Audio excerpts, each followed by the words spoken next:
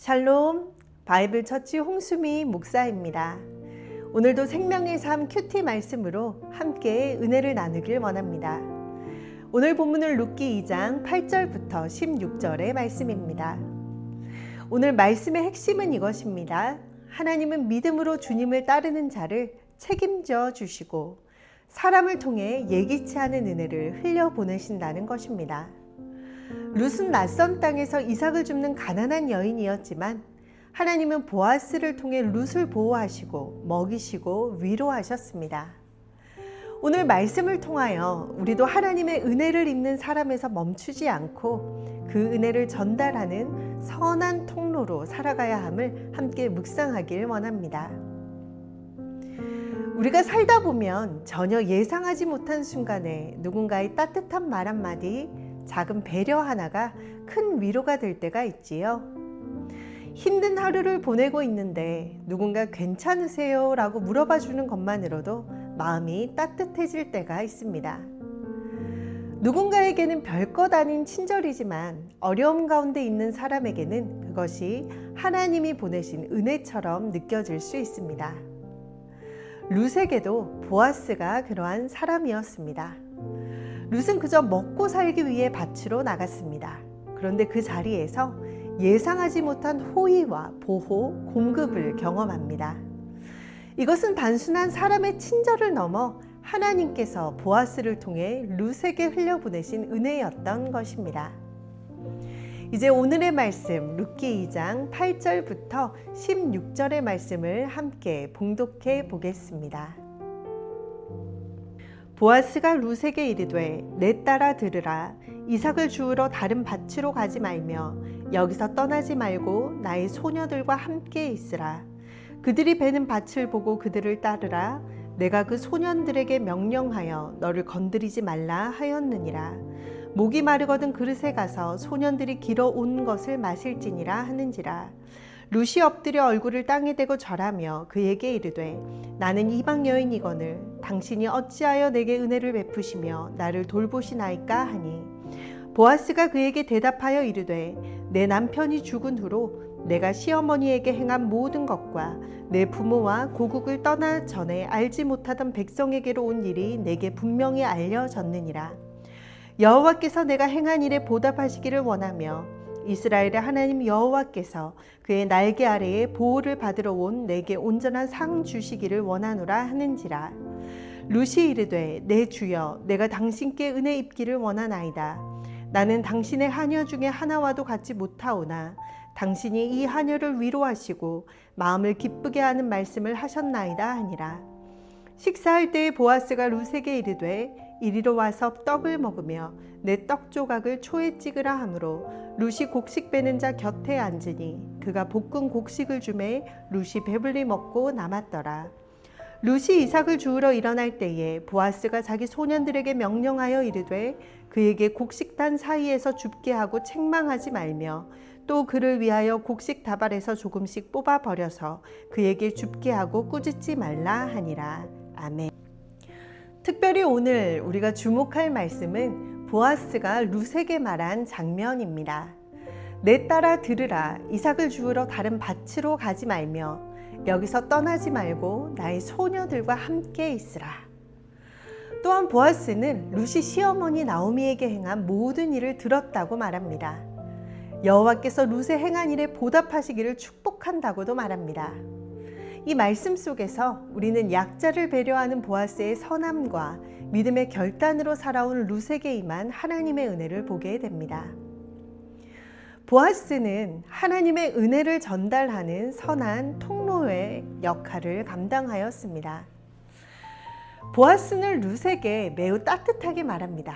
다른 밭으로 가지 말고 여기서 떠나지 말라. 당시 룻은 이방 여인이었고 과부였고 사회적으로는 약한 사람이었습니다. 밭에서 이삭을 줍는다는 것은 살아가기 위한 최소한의 생존 방법이기도 하였습니다. 그런데 보아스는 룻을 무시하지 않았습니다. 내쫓지도 않았습니다.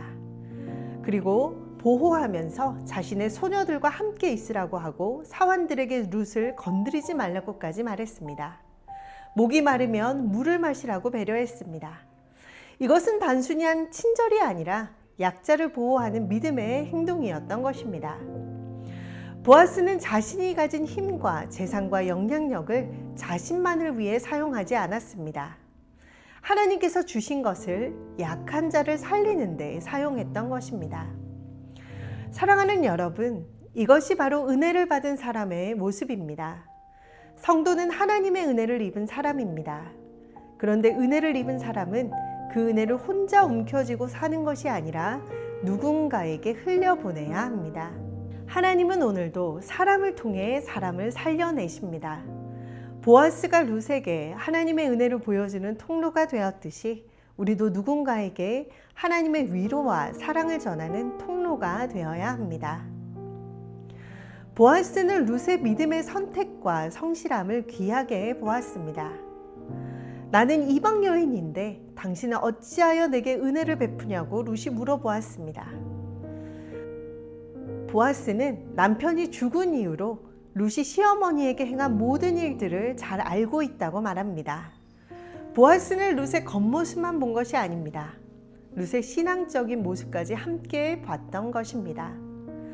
룻은 편안한 길을 선택하지 않았습니다. 자기 민족의 고향으로 돌아가 새 삶을 시작할 수도 있었지만 룻은 나오미를 떠나지 않았습니다. 어머니의 하나님이 나의 하나님이 되시리니 라는 고백처럼 룻은 하나님을 따르는 믿음의 길을 선택하였습니다. 보아스는 바로 그 룻의 신실함을 높이 평가했던 것입니다. 사랑하는 여러분, 하나님은 우리의 믿음의 결단을 보고 계십니다.